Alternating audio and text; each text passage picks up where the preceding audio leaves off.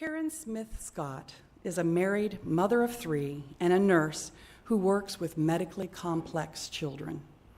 She's old enough to know that she can't do all the things she wishes she could do, but stubborn enough to try to do them all anyway. She's married to Nicole, and they have been members here at UUCJ for the past 8 years. Karen claims her passions include teaching, researching information that no one really cares about, baking and decorating cakes, fighting for social justice, collecting chickens, and trying to find that perfect bourbon. Her wife and 3 kids have affectionately given her the nickname Animal Planet because she spends way too much time learning odd facts and almost always wins the game of, guess what critter this is? Karen has always sought refuge in writing. She studied theater and acting early in college before eventually becoming a nurse. Her love of writing and performance recently collided when she joined the cast of the 2017 Coming Out Monologues, where she publicly told her story of growing up as a closeted lesbian in a dysfunctional family.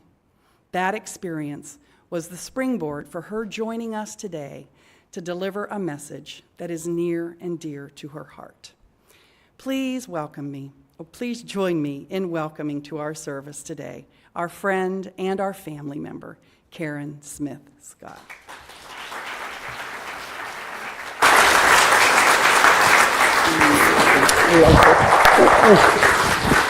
Mic check. You're on. Okay, good morning. Are we on? Can you hear me? Good. Okay. Webster's dictionary defines the word authentic as not false or imitation, real, actual, or true to one's own personality, spirit, or character. Seems simple enough, right? I mean, this is just living your life and moving through the world in the most natural of all possible ways, right? So what does it mean if you lose your ability to be authentic? What does that look like?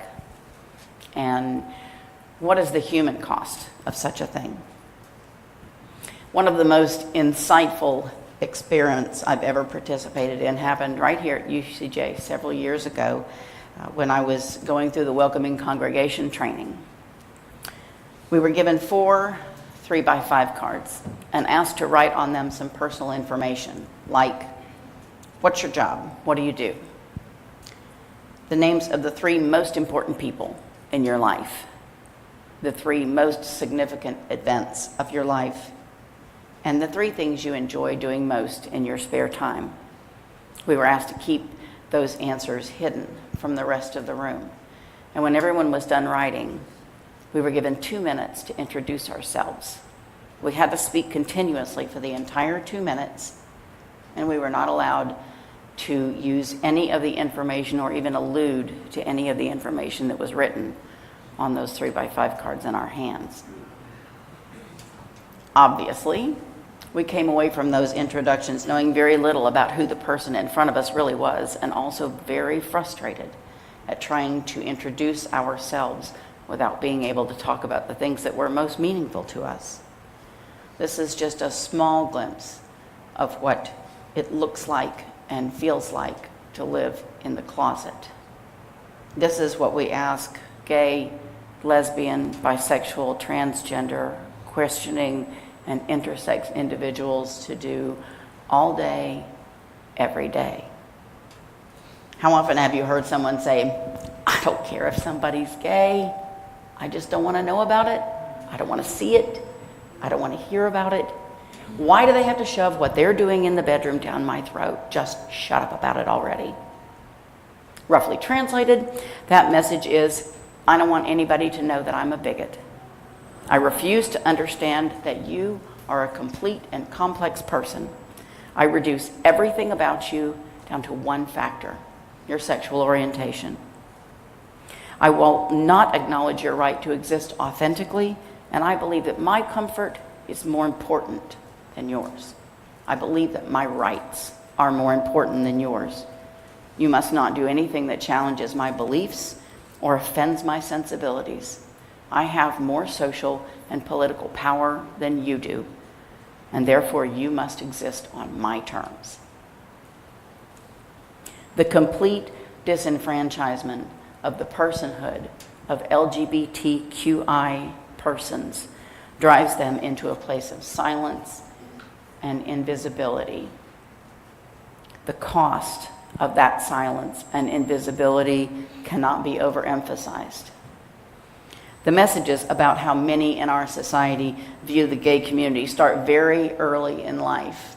Little boys are explicitly taught to avoid pink, to not like dolls, to stop crying, to behave more physically, to get dirty, to engage in sports, to be loud and busy and independent.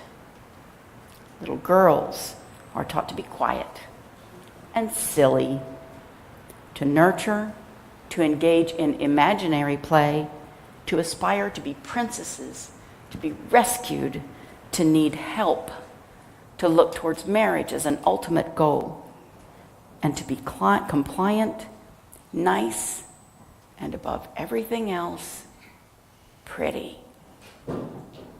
So when little children feel the need to express who they truly are on the inside, and it doesn't exactly line up with the rigid gender expectations we have placed on them, the response is often swift and merciless. Kids learn very quickly that they are not allowed to be different, because different is bad. Bad often gets defined more clearly, especially for the little boys when they get accused of being a sissy. That's a loaded word, sissy. It's what we affectionately call our female siblings without impunity. Let me say that again. It's what we call our female siblings without impunity. Because here in these United States, there are few crimes more heinous than being female. The only crime worse is to appear effeminate if you are in fact a male, or to abandon the trappings of female identity if you are a female. These are unforgivable sins. We are getting better as a people, but for far too many of us growing up in a world where if who you are on the inside and what your most personal, cherished, and desperate longings are do not fit neatly into the role you were assigned at birth, is to become a political, social, and familial apostate. The one place where you should feel loved and accepted becomes for you a place of torture. Your every moment of every day is built around trying to make yourself different, trying to fight your own nature, trying to hide, trying to fit in. There is no moment where you can relax and let down your guard. If you thought there was, you are very quickly reminded by the casual nature of the slurs that are tossed out. Faggot, pretty boy, dyke. You are reminded at every turn that what you are is bad. That's so gay. It's a phrase we use to denigrate things that are unacceptable. The messaging is clear and unrelenting. Growing up in this world, you learn not to complain, because complaining about something often leads to questions that you desperately do not want to answer. So when you are treated cruelly, when you are beaten up, when you are relentlessly bullied, when you are sexually abused, when you are left with no other option but to be a voiceless, lifeless, invisible speck of dust, you don't complain. You don't expose yourself. You cease to exist in a very real sense of the word.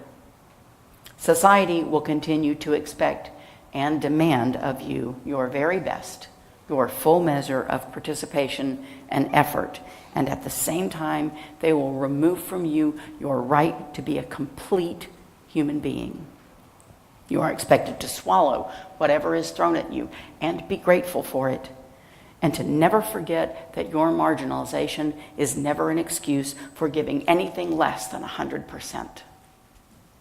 Is it any wonder then that suicide is the second leading cause of death among young people ages 10 to 24? That youth under the rainbow spectrum seriously contemplate suicide at a rate 3 times higher than their straight counterparts. That gay youth are almost 5 times more likely to have actually attempted suicide than their heterosexual peers. That 40% of transgender adults report having made a suicide attempt, and that 92% of those attempted before the age of 25. Each episode of LGBTQI victimization, such as physical or verbal harassment or abuse, increases the likelihood of self-harming behavior by 2.5 times on the average. So as the years go by, the chances that our beautiful children will not survive to adulthood increases. This is a very personal subject for me. This is my story. I am almost 55 years old, and it has taken me the bulk of my life to address and recover from the way that homophobia and social, familial, and political discrimination and disenfranchisement affected my life. To be honest, when I look back on my life, the fact that I can stand up here in front of you all today as a living, breathing, relatively well-adjusted human being kind of boggles my mind.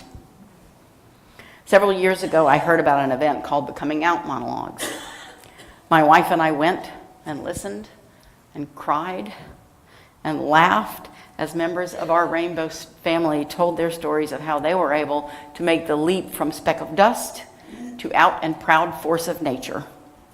I knew after the first performance that sometime in my future, I needed to reach the point where I could do the same, where I could stand up in front of hundreds of complete strangers and claim my right to my own humanity and my own identity, and to do so without apology. Every time someone has the courage to stand up and come out and claim their own life as a whole and valuable human being, they knock a brick out of the wall of discrimination that society has built. I wanted to help tear down that wall. I wanted to create a world that would be better for my children than the world that was given to me. It took me about 9 years to process and heal and to build up the courage to tell my story. But over 2 days in June of 2017, I joined 10 other brave and crazy souls on the stage, and I told my story. Several of you were there for those performances. And I will never forget how beautiful it felt to be completely seen and completely heard by people that I love so much. Following that event, it became clear that there were also many here that were unaware that the Coming Out Monologues were being performed, or that I was going to be sharing my story there. And so Philip asked me if I would be open to sharing my monologue with all of you. It's very precious to me, but I can't think of a better place or a finer group to entrust it to. So if you will indulge me, I would like to perform for you my monologue entitled Broken.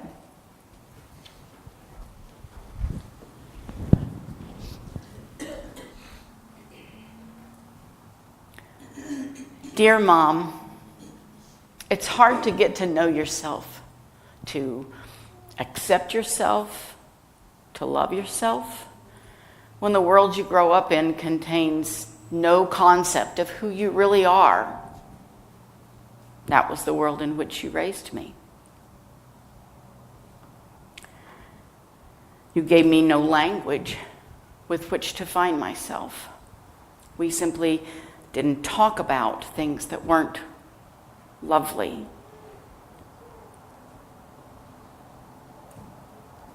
I always knew that I was different.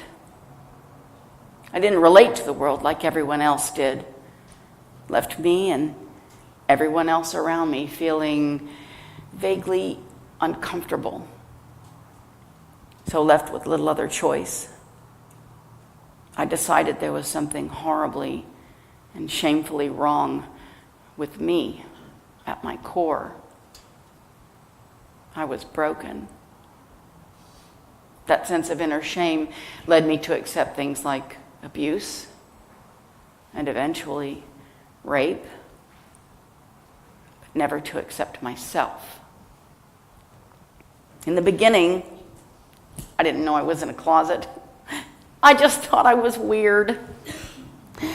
Everybody else seemed to move so easily through the world, and I kept bumping into feelings that didn't make any sense to me.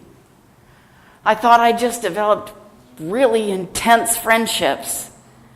They felt all-consuming at times, and that intensity of energy almost always caused the target of that friendship to just quietly disappear. In high school, I figured it out. Kind of. I found out about girls who liked other girls because somebody made a pass at my sister on a school field trip. And you called the cops. All of a sudden, I had concepts and words for who I was, but they were words like predator, pervert, criminal. I took those words and I hid them deep in my soul so they couldn't escape. When I left home for college, I finally found out what it felt like to breathe. I was 1,000 miles away, back where I was raised, and things felt the most familiar. There was a lot of comfort in that, in the feelings of home, but also in the distance from you. For the first time, I began to explore the world from my perspective. The shame lifted just a little bit.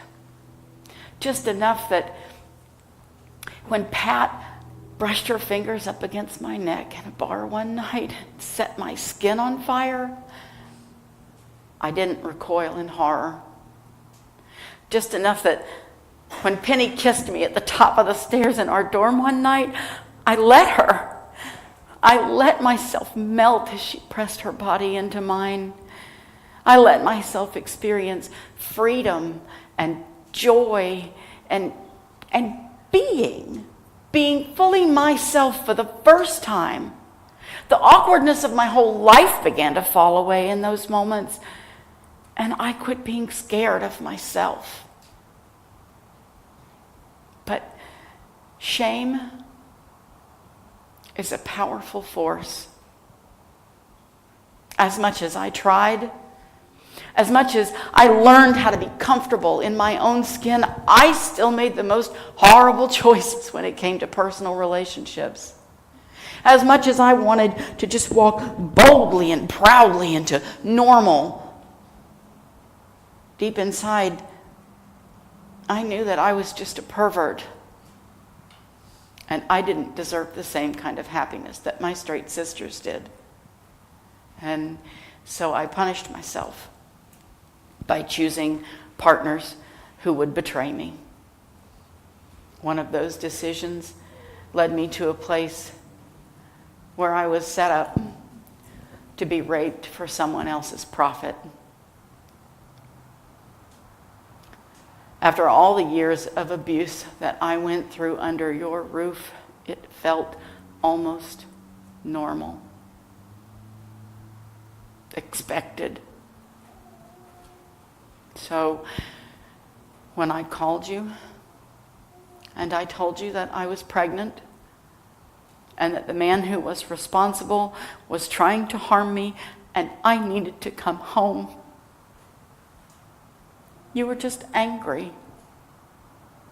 I couldn't bear to tell you how it really happened. because you would conflate the lesbianism with the abuse as though the two were related.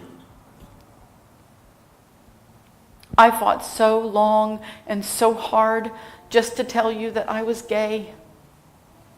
I couldn't bear to have you throw it back in my face. So when I arrived home, pregnant, frightened, traumatized, your only response was to tell me that you believed that raising a child in a gay household was abuse, and that you would take my child from me unless I recanted. You used my own flesh and blood against me to take away my identity. You knew I would choose him.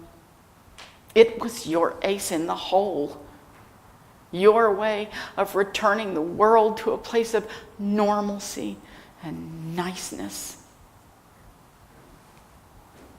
So, back in the closet, I went.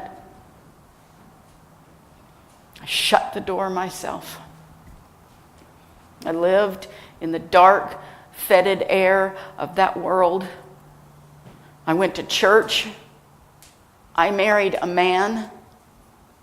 I told myself day after day after day for 22 years that I could do it. That if I just tried hard enough, that it would be true and I could be normal and happy. I did everything I knew to make normal and happy happen. But the day came when I knew I had only two choices. I could step out of that closet and live as myself, or I could get off the planet.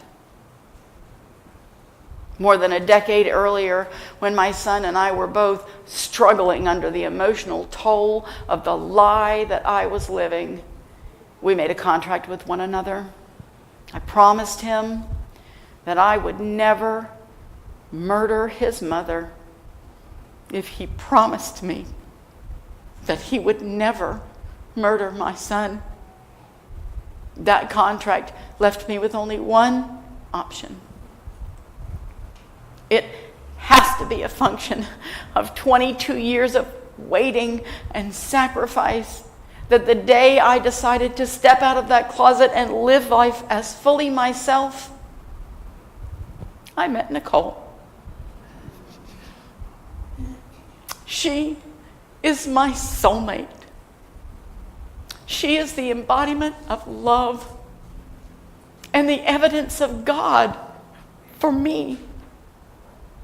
Loving her was putting the final nail in the door of that closet, because after all, it was always just a coffin standing upright. Marrying her was finally accepting that I deserved love and happiness and an identity that was fully my own. In the end, this is what I learned. Life is worth living. Happiness is worth finding. Truth is immutable. And love, whether it comes in the form of a tiny, howling baby or an amber-eyed woman, is worth any sacrifice. And oh yeah, there's one more thing. I am not broken.